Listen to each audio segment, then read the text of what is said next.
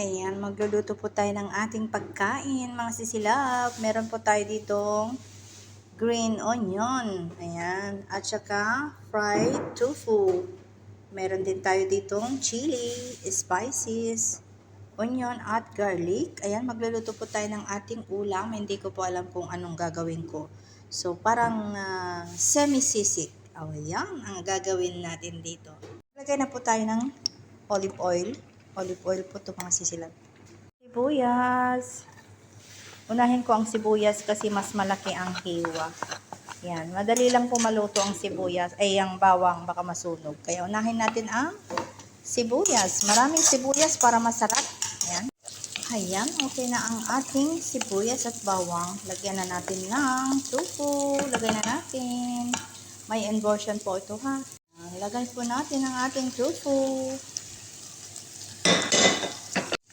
Haluin natin para hindi masunog. Tayo ng black pepper at garlic powder. Tayo ng konting chili powder. Ayan. At haluin din natin ang ating sauce. Ayan, hindi natin mahawakan. Sauce. Ayan, mayonnaise. So, maglagay din po tayo ng soy sauce. Ayan. Pagdagan natin ang ating salt. Ayan. Ayan, mga sisilap. Haluin natin ang ating sauce. Mayonnaise po ito. Tapos, soy sauce, black pepper, garlic powder, salt. Ayan. Haluin natin.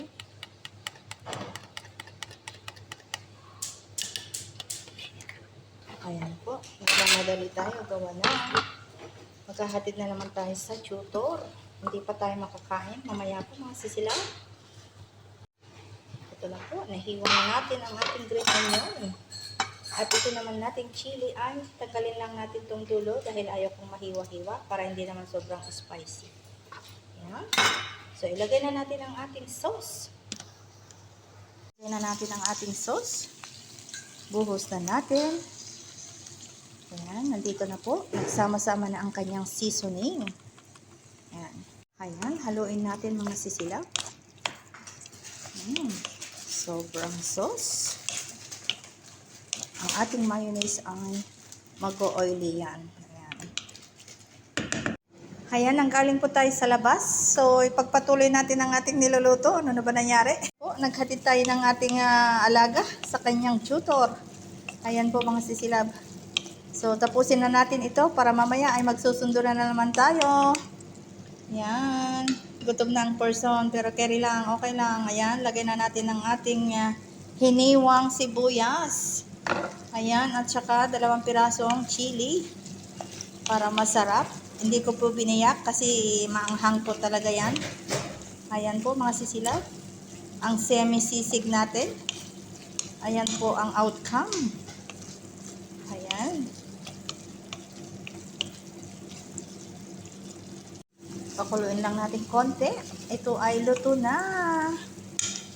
Ayan. Nagmamantika na yung mayonnaise. Ayan po. Ayan, mga silap, ilipat na natin sa lagayan. Ilipat na natin nito. Wala tayong sisig plate. So, okay lang yan. Carry na yan. O, diba? Ayan na po ang ating nilutong ulam. Ito na po, mga sisilab, ang ating tofu sisig. Ito na po ang ating ulam ngayon. Ito na ang outcome ng ating ulam. Looks yummy. Yan lang po, mga sisilab. Thank you for watching. Ayan po, tofu sisig. My own version. Yan lang po. God bless everyone.